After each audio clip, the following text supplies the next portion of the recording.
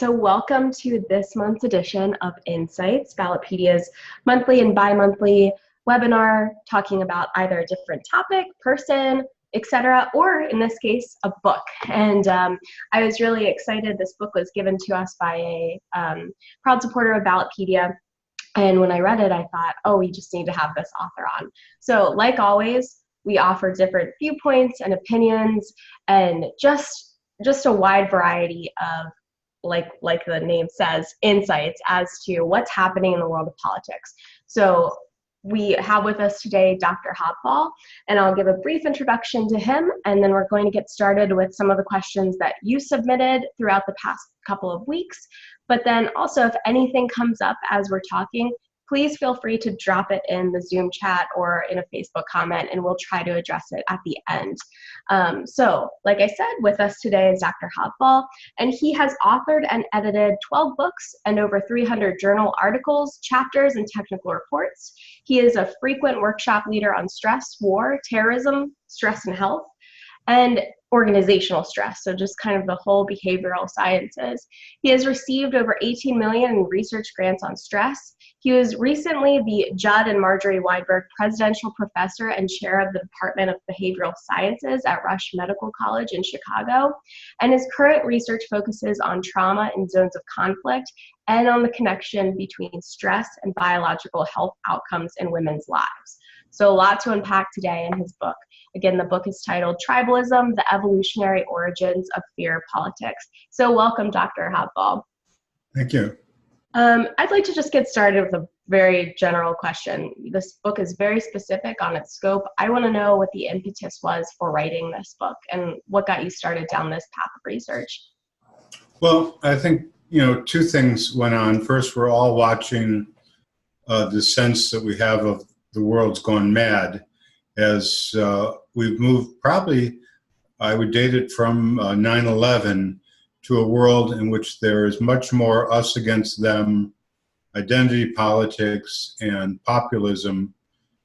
And with the populism, a rise of closed thinking and, quite frankly, hatred of the other, however that other is depicted within that culture by that group.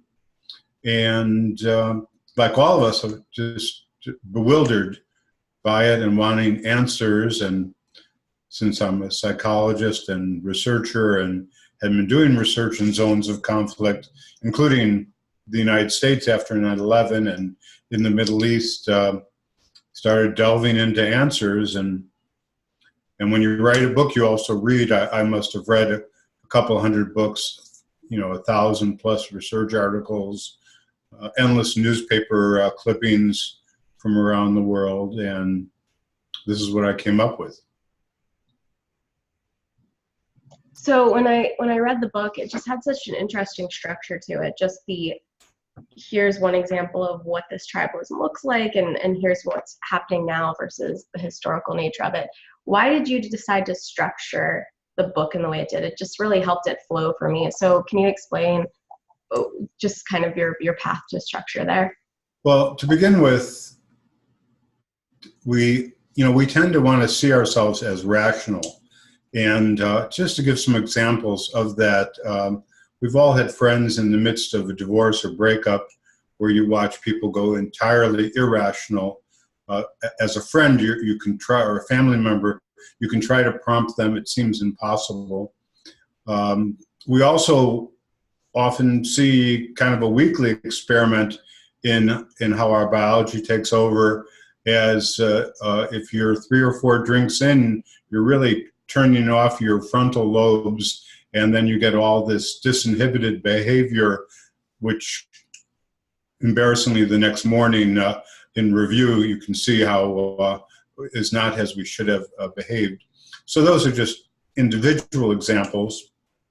But then we have it going on in politics now. So the structure was at first to bring up this idea that we're not just rational human beings, that we're largely biologically driven. We don't want to see ourselves that way. And then to set up the model, and then to get deeper into it, and also saving some of the hard parts about violence and violence towards women towards later. The violence towards women chapter was the hardest to write. It's the hardest to read. I'm sure for women it's even harder to read, but it goes into how women become political objects and political footballs, and also in many cultures the daily violence towards women, from near servitude to outright violence, and women as the hurting of women as a weapon of war. So save that till later, and then some answers and hope in the last chapter, but maybe some difficult ideas of hope to swallow. Yeah, I was going to bring up some of the topics about women later, but I think this is a good segue. Could you walk us through the history of, how we are primed to treat women and where this comes from, and just you lay it out well in the book, but can you give some highlights from the content about women? So first, a disclaimer. We are not slaves to our biology.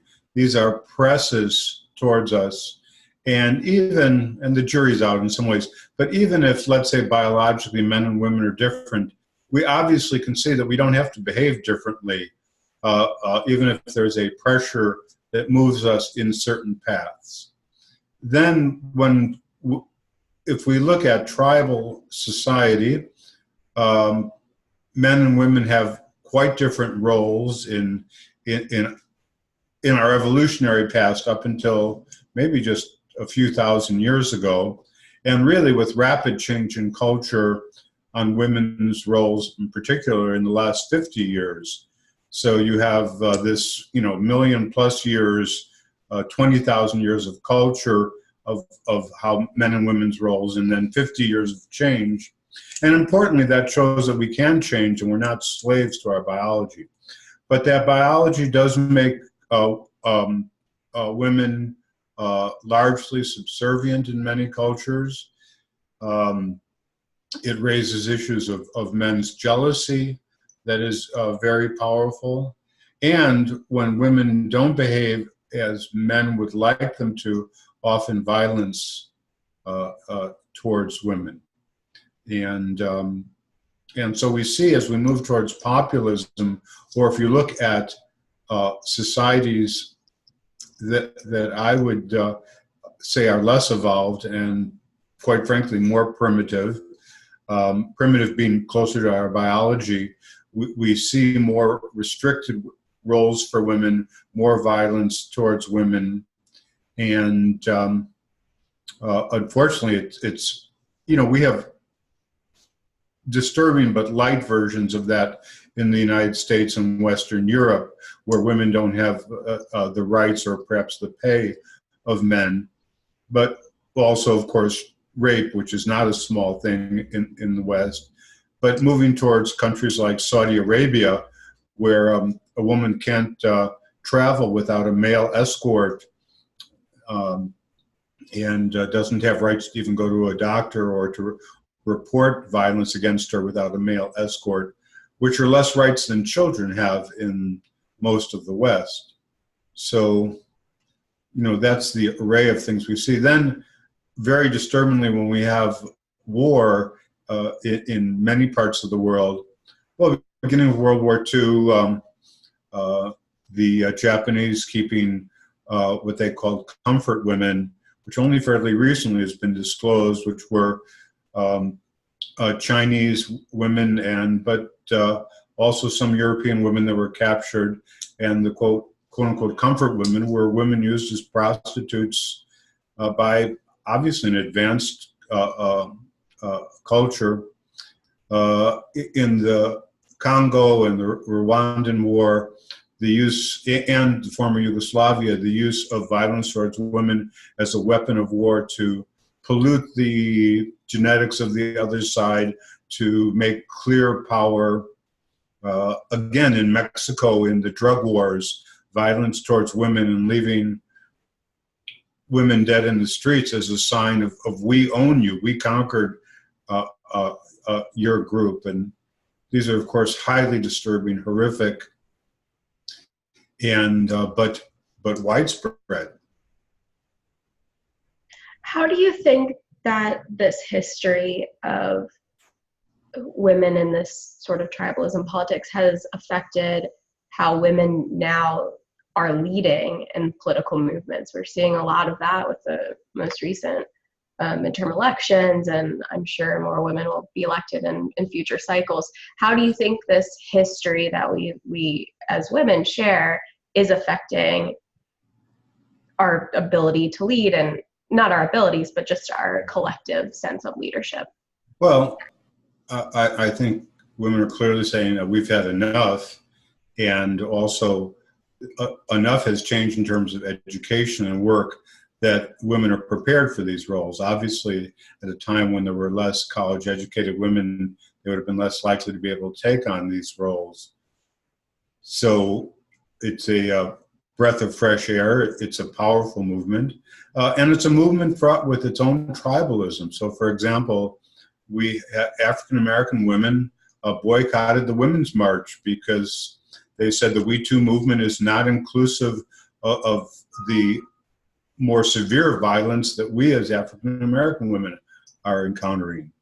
We've had disturbing anti-Semitism from the women's movement, with Jewish women not being allowed to march in some of the marches.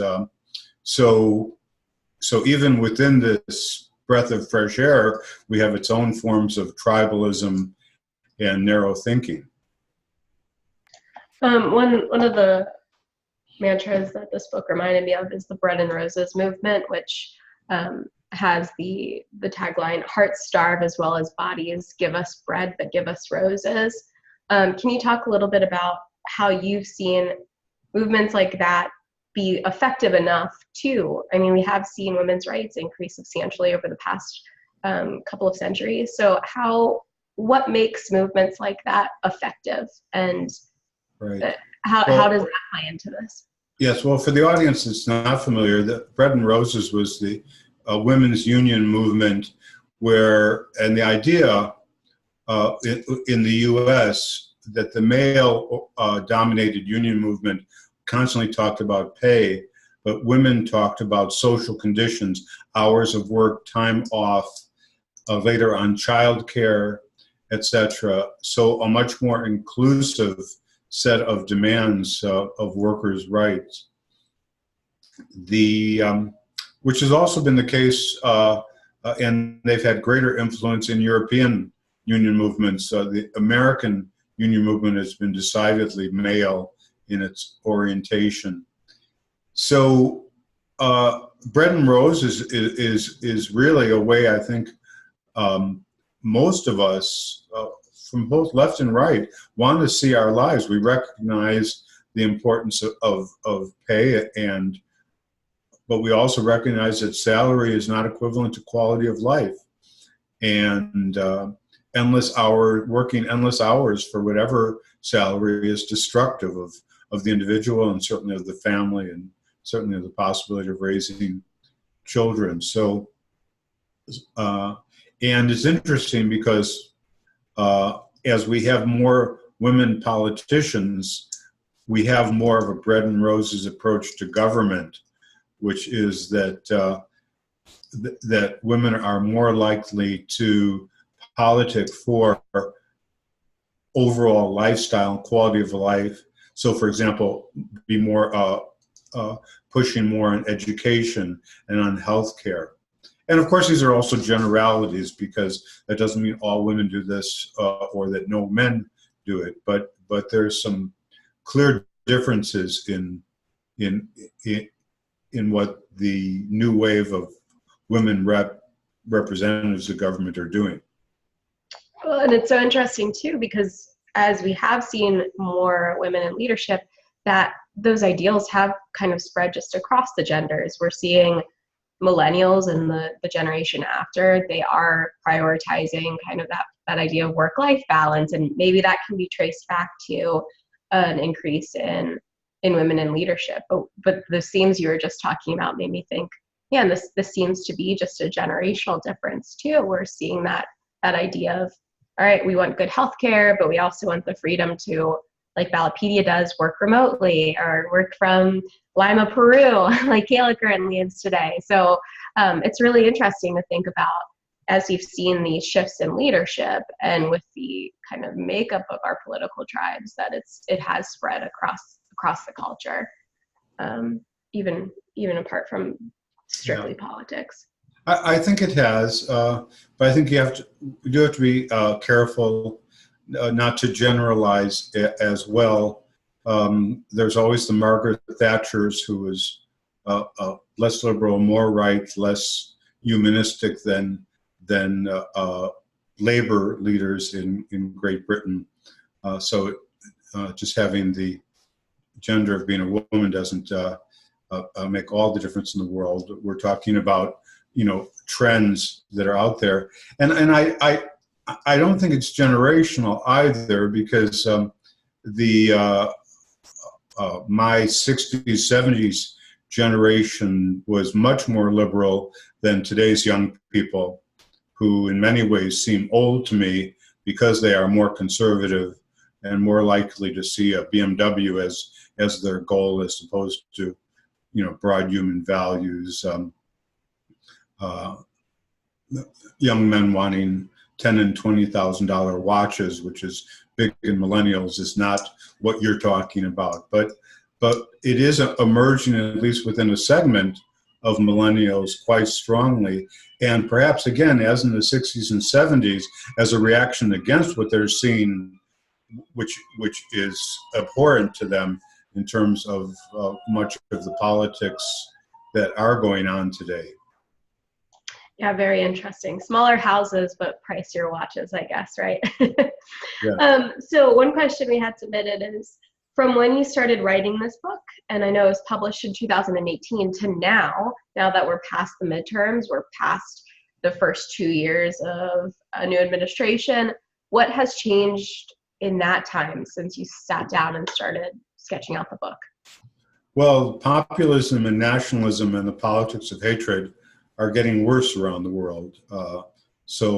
And I think Trump, who tested the waters, is getting more bold, as even some Republicans are standing up to him. But he's really created a new party of Trumpism, which is certainly not representative of Democratic politics, but neither is it really representative of Republican politics as we've known it.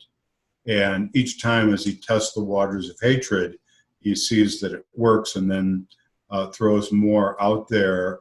This last week, talking about, I'm going to round up millions of illegal immigrants. I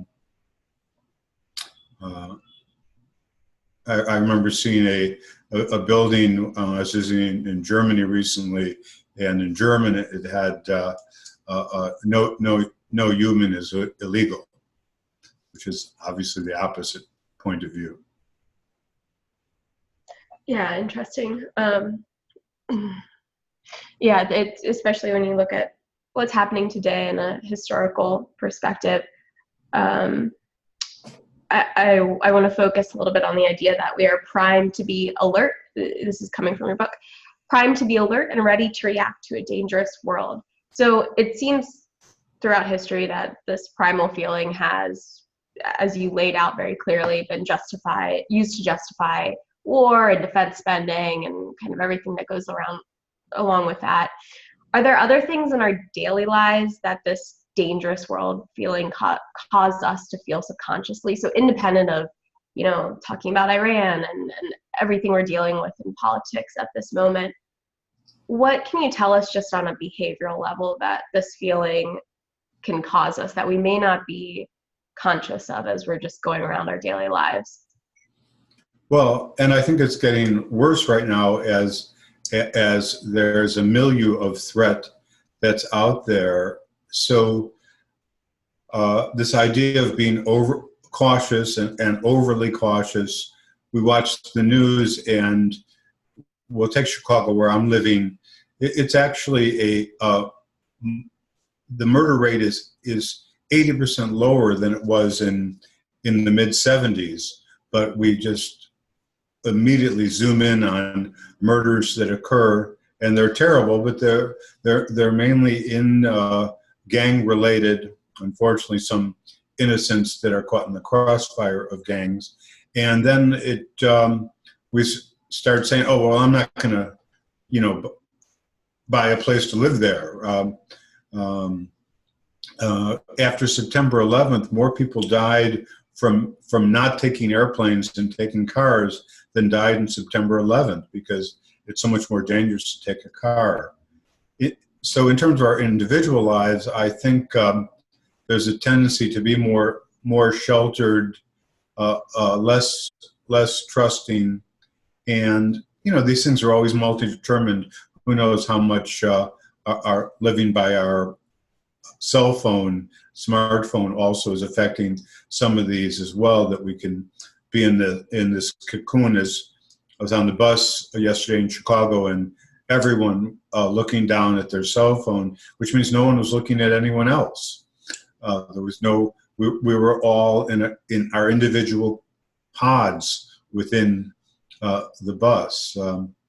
So I think it does go on this way. It also, let's not forget that the world for the Western world for women is not nearly as safe as for men, and it's just so abhorrent that a woman has to worry about going to her car at night in a parking lot when leaving the hospital as a nurse.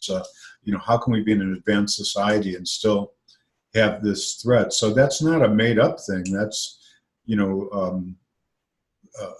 because sexual assault is so terrible. Even if it's a low base rate event, it's not a no base rate event by any means, and it's enough that it alerts us. Add to that another individual thing of some figures of date rape are as high as 20 or 25%, and that's 1 in 4. So it's still not the inner city, as bad as that, but it's much worse, and it puts us in a much more defensive mode. I think at work also, the workplace has changed, and there's no more loyalty towards the employee, which means young people why should they be loyal towards their company, which is a form of kind of learned and paranoia and reality. I wonder if this change of, I catch myself doing it very frequently when I'm at the airport. Instead of trying to look up and see what's going around, I am on my phone, and I'm kind of stuck in my phone. I wonder if that is a defense. I wonder if that is because I'm more ready to react in case somebody unsafe comes to talk to me, or I wonder if everybody right now, our inclination is to just be on our phone. I wonder if that's a learned behavior from this idea of fear. And I think that's part of it. I also think we have the ability to be constantly entertained by the iPhone, watching your Netflix program, talking to friends, working, playing a video game. So God forbid we should be bored for any 3 minutes of our day. So it's not just fear of the other, but I think there is some cocooning that goes on there. Yeah, interesting. So another quote that struck me was from your book: "As individuals, we are much more deeply affected by loss than by gain." I just found that one to be really powerful, and just looking back through even non-political, just my life as a whole. Can you give us some political examples of this from history, and then maybe some non-political events that come to mind? Well, first to explain that our brains are primed, our brains react to loss and threat and barely react to gain. Just think of, you get a major achievement at work, perhaps you celebrate it for an evening, or often you just get back to the next task. Whereas if we have a loss at work, a failure experience, it can haunt us for years in the future, or maybe the rest of our lives. As a personal example, a compliment, you say someone's attractive, handsome, pretty, that lasts about 5 minutes. God forbid someone fat shames or says that the person who you're with says, I really don't want to be with you anymore. I really find you unattractive. It's a scar that stay with us, forever. So, and it's the way our brains are primed. You tell a young child you're very smart, that has an effect. But you tell a young child, a teacher says you're dumb, that's again can be a lifetime scar. So this is the way we're built, and our neurological research shows that the brain is barely reacting to gain and positive things, but is highly reactive to threat and loss. In politics, what this means is if a politician brings up the threat of the other side and what it might do, about 90% of Americans were in favor of invading Iraq. By the time they brought up the amount of threat that was there and terrible things going on, it doesn't matter that it was 5,000 miles away and hardly mattered to Americans. It cues into our feelings of threat. These are overpowering. And another example that we heard on a liberal audience, try even thinking about anything positive that Trump has done. Now, he has done some positive things and had some wins, but we don't even want to give that a moment. It becomes impossible for us to acknowledge. So and that's because the losses that have occurred or the threats that have occurred weigh so heavily on us and our brains. As another personal example, how sensitive we are to any insult, even in close relationships, or any betrayal, just overwhelmingly so. But again, to compliments and dedication of the other, well, of course, we just think that we deserve that, and that's how it should be, and we barely acknowledge it. Yeah, that's really interesting to put into perspective. It's funny, I had a great day of meetings a few weeks ago, but when I went to say hello to somebody new I was meeting, he said, "Welcome to the offices." And I responded, "Welcome back." And it was like, even just as you're talking about that, that popped into my head and I cringed still. It's like, it was a great meeting otherwise, but I said that one dumb thing at the beginning, and it's still Right. stuck in my head.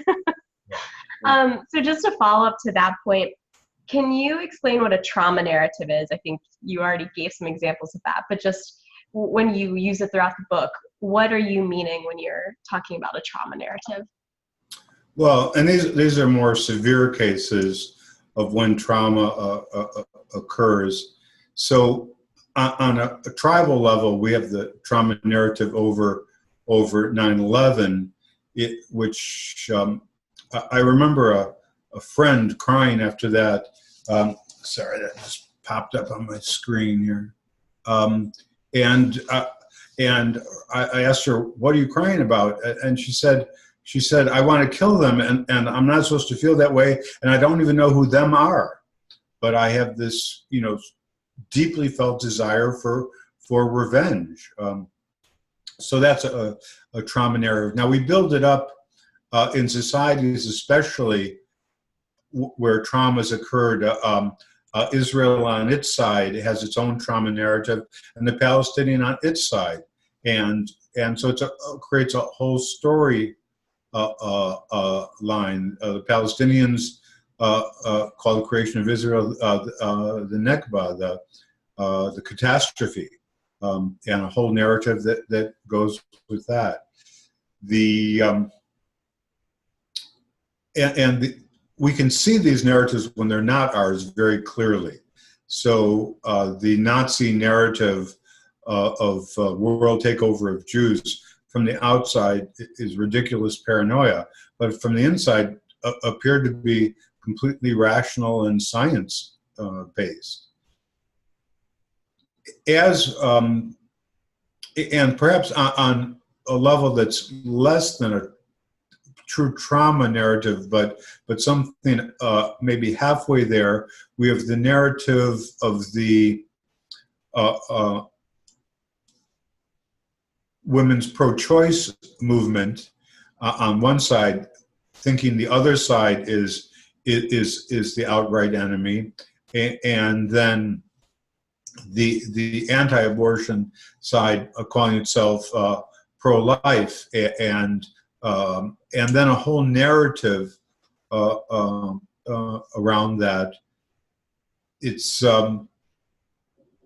neither side able to get out of their narrative and acknowledge how difficult that whole question is and what abortion involves, and involves in a changing way as our ability to sustain life increases. So it's very difficult for us to get out of our own narrative, but it's necessary in order to ever convince the other side of your point. You have to get into their narrative.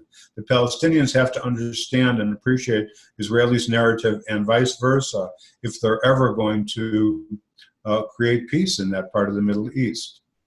And it's very difficult for us to get out of our own narrative.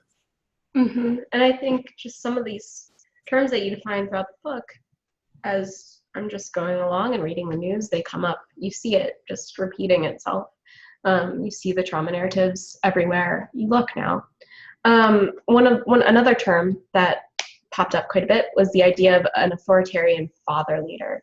Can you define that, and can you give some pre-21st century? So let's step back from kind of the political era we're in now. Can you give some historical examples of an authoritarian father leader and how that's affected some of the political tribes from? Well, it appears that populist movements really have a very strong felt need for the authoritarian father leader. So authoritarian means extreme, rigid. It's a father figure in terms of, I will take care of you, I will love you, only I can protect you. And it often has a rather pathological, violent component towards because the authoritarian point of view sees this imaginary or real other as a clear enemy. So that's the father leader. Obviously, Adolf Hitler being the most salient example of this, and it would probably surprise the listener that how close he was loved by those around him, and he would be very gentle and give flowers to other men to celebrate things. Mao Zedong in China, Pol Pot in Cambodia, Juan Perón in Argentina. So these are examples of this authoritarian father leader, and they're often literally called. Putin is called Papa, father in Russian. So literally, he's called, basically daddy. Yeah, interesting. That was an illuminating chapter.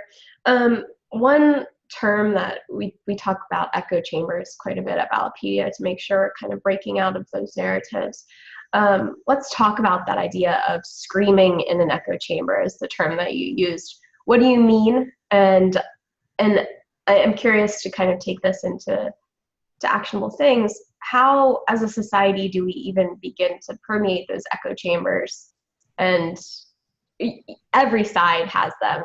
Let's make no doubt about it. There's echo chambers on the left, there's echo chambers on the right, and they're becoming even more insular as the days go by. So how do we even begin to permeate these echo chambers? Well, the act of empathy is understanding the others. So one echo chamber is the movement for ecological justice and having a clean environment and saving our world, which seems hands down to be, well, isn't that obvious? Absolute. But to say to coal miners, before you offer a solution we're going to have clean air, and to starve out families and bring some families to suicide it is akin to Marie Antoinette, let them eat cake. So this echo chamber of, in terms of the ecological movement and for saving our world, has to get out of its own echo chamber and look at the problems that these solutions that they're proposing create, and come up with solutions to those problems, which increase starvation. I happened to be at a conference for I wasn't attending it, but it was for agricultural change, and we're all really happy with organic fruit, but organic fruit's causing starvation because it's raising the price tremendously of fruit and vegetables for the poor, and much more arable land is being dedicated to these organic, which are low yield, high priced products. I'm sure no one that's eating an organic apple, or few, are thinking about that, but and they would find it terrible to think that they're causing starvation and malnutrition in others, but they are. So to get out of the echo chamber, one has to listen to the other side, find rational people on the other side that can begin to bridge an argument, and to find mutual solutions and compromises. We are not in the age of compromise. Right, and the organic example is so interesting because everybody has such good intentions when you think about agricultural policy, and how do you weigh what's best for the farmer versus the consumer versus et cetera. But as you said, policy, when it's put in place, has such consequences that maybe are totally unintended, like this organic farming example. So the idea of compromise, it's not just at the theoretical level. The compromise has to be at the policy level, when you're really looking at, okay, if we do X, then Y happens. And I think a lot of that's lost today is we talk about compromise at the theoretical level, but then when we look at policy, we're not looking at, okay, is it really best to have this regulation, or is it really best to have this legislation? Because there are so many unintended consequences. If the government's mandating organic or a certain percentage of organic, then we're just not talking at the concrete level, which I think can play into a lot of this. Right. There's also a lot of self-delusion in the echo chamber as well. So one of the worst carbon footprints is having a suburban or rural home, because all of the things that have to go, all the road, for example, that has to be dedicated, and all the electrical lines to a suburban home. We should all be living in urban high-rise conclaves. Are those who are liberal willing to think that way? Because it doesn't make sense to recycle your plastic when you have 20 times the carbon footprint of someone who's living in a different kind of setting. So it's also thinking about how does this affect others, and how am I really affecting the world with whatever my politics and the way I want to see change are. I think the other part of this is in terms of the speed of change. So, for example, one of the things that may have really caused a backlash was the gender-neutral bathrooms push that came just before this last election, which I'm entirely in favor of, but no one bothered to explain how it would keep children safe, and that children being endangered really was a myth in terms of the bathroom. But to explain that and to go into it and to explain how it could be done. No, I want it immediate. I want it now. It has to be now. I'm going to use the courts to make it now. In French law, there's more time for discussion and implementation of change, as opposed to we're just going to change it. It's immediate. That's it. My side's right. These fast-moving changes are scary to people and require explanation and perhaps some modification.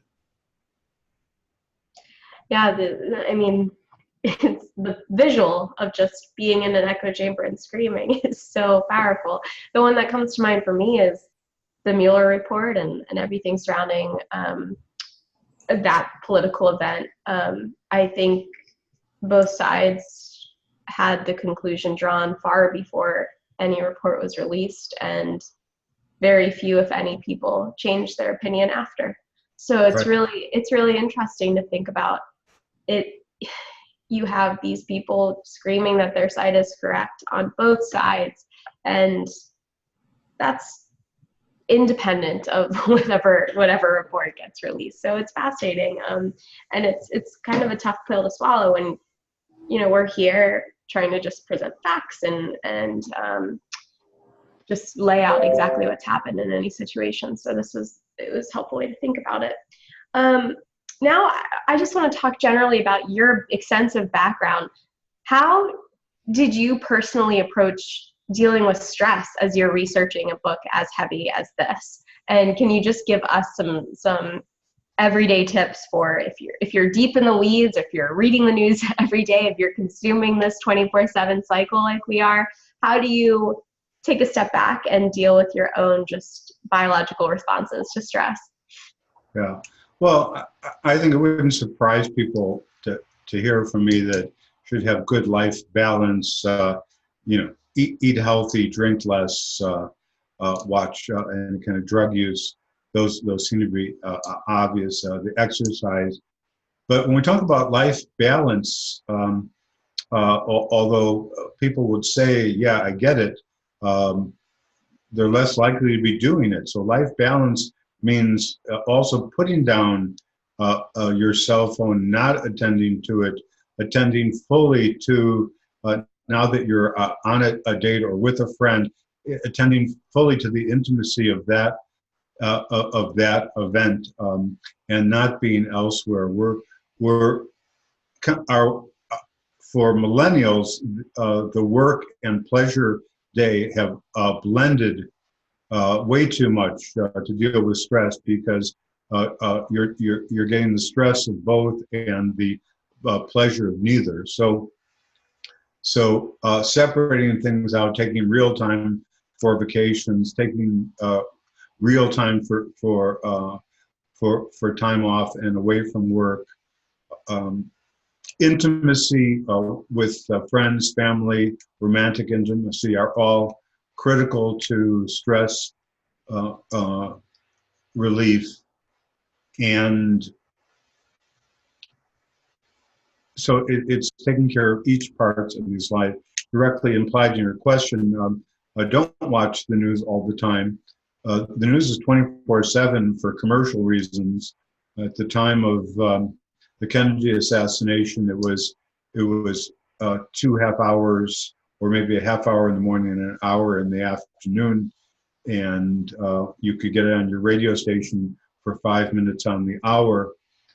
That's probably about right, unless a true crisis is going on. And then you have to be very careful to exit at times, because they're often recycling and you're hearing the same terrible thing over and over again, which is not giving you any information that you need. I found myself that I used to find a piece in the Stephen Colbert and his attacking Trump in the evening, but I also have found I need to limit that, because it's so repetitive, and it just reminds me of how upset I am with how things are going. So truly watching and limiting and partitioning our lives. Again, if you're exercising and then you're watching CNN and becoming so angry as you're watching CNN as you're on the treadmill, you're defeating half the purpose of being on the treadmill and getting into a stress-free zone. Yeah, definitely. I used to like political podcasts, and then I just had to, when I take my long meandering walks, I only put on true crime, which Right. surprisingly is way more of a stress release than listening to political podcasts 24/7. Well, that is all the questions we had today. Just a few notes of housekeeping. Like I mentioned at the top of the call, Ballotpedia Insights, the series looks at all different perspectives, all different points of view. So if you have any suggestions for a future book topic, or maybe somebody who is an expert in a certain political space, please let me know. Email me. You can find me on the website. Other than that, I wanted to announce our book club winners. So they will be receiving a copy of Tribalism, the Evolutionary Origins of Fear Politics. And they are Igal Aaron, Sean Andres, and Maria Arakpakis. I think I said that right. I'm really bad with names. So congratulations, and look in the future. We will be running contests like that, I'm sure, again soon. But I wanted to thank Dr. Hobfoll for joining us today. If you ever want to stay in touch with us, please sign up for our daily newsletters, including our daily brew and our weekly tap. And please connect with us on Twitter at Ballotpedia or Facebook/Ballotpedia.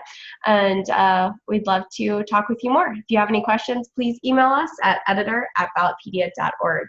And thank you for joining us, Dr. Hobfoll. Thank you. Have a great day, everybody. Great questions.